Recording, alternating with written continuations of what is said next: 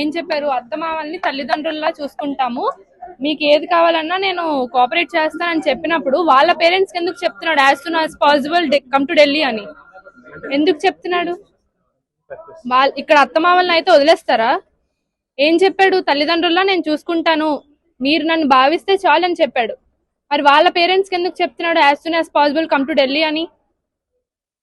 అది ఈ కేసులో మొదట ఆయన వచ్చినప్పుడు కూడా మీరే క్వశ్చన్ చేశారు, ఫస్ట్ నువ్వే మా అక్కని ఇట్లా చేసావని. మీకు ఈ కేసు ఇన్వెస్టిగేషన్ 12 రోజులు అవుతుంది నేటికి. ఏంటి అసలు ప్రాపర్ గా పోలీసులు ఇన్వెస్టిగేషన్ చేయాల్సిన పాయింట్స్ మీరు రేస్ చేస్తున్నవి ఏంటి చెప్పండి.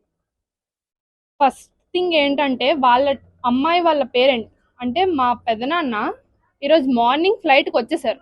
ఆ అబ్బాయికి తెలుసు ఈరోజు 12వ రోజు ఉండాలి హస్బెండ్గా, అంత ప్రేమ ఉన్నప్పుడు రావాలి కదా.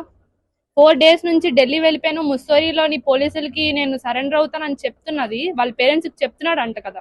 మరి ఎందుకు ఇక్కడికి రాలేదు ఈరోజు మార్నింగ్ ఫ్లైట్ ఉన్నప్పుడు? వాళ్ళ అమ్మాయి వాళ్ళ ఫాదర్ వచ్చినప్పుడు ఆ అబ్బాయి ఎందుకు రాలేదు?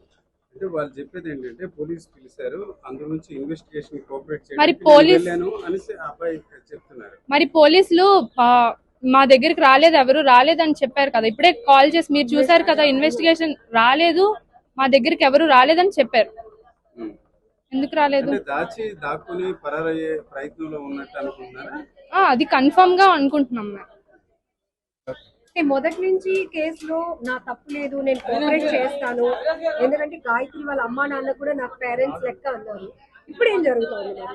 ఇప్పుడే మీరే విన్నారు కదా కాల్లో ఏం మాట్లాడాడో తను.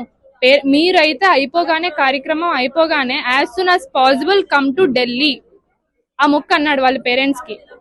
మరి ఇక్కడున్న అత్తమామలు ఏంటి? ఫస్ట్ మీడియాకి ఏం చెప్పాడు, పబ్లిక్ ఏం చెప్పాడు? పేరెంట్స్ లా చూసుకుంటాం, మా తల్లిదండ్రుల్లా మీకు నేను మీ కొడుకులాగా, మీరు నన్ను భావిస్తే మీ కొడుకులా నేను చూసుకుంటాను అని అన్నప్పుడు వాళ్ళ పేరెంట్సే ఇప్పుడు వచ్చిమంటాడా ఢిల్లీ? ముస్సోరీలో గాయత్రి డెడ్ బాడీ ఉన్న పొజిషన్, దాని మీద మీకు ఏమైనా డౌట్స్ రేజ్ అవుతున్నాయా? ఆల్రెడీ అవి చెప్పేసాం.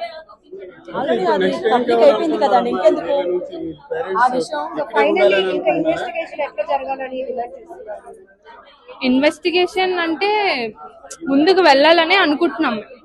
అది మాకు ఆ అబ్బాయి సరెండర్ అయితే, ఆ అబ్బాయి తప్పు చేయలేనప్పుడు తప్పు చేయలేదనే వస్తుంది కదా ఇన్వెస్టిగేషన్ లో. పోలీసులు ఇన్వెస్టిగేషన్ చేస్తే ఆ అబ్బాయి ఎందుకు అబ్స్కాండ్ లో ఉన్నాడు? ఎందుకు మా ఇక్కడికి రాకుండా, అక్కడ పోలీసులకి సరెండర్ అవ్వకుండా ఎందుకున్నాడు అక్కడ? తప్పు చేస్తేనే ఎవరైనా ఇలా అబ్స్కాండ్ లో కానీ కనిపించకుండా తిరుగుతారు, కానీ తప్పు చేయకుండా ఎందుకు అలా తిరుగుతున్నాడు?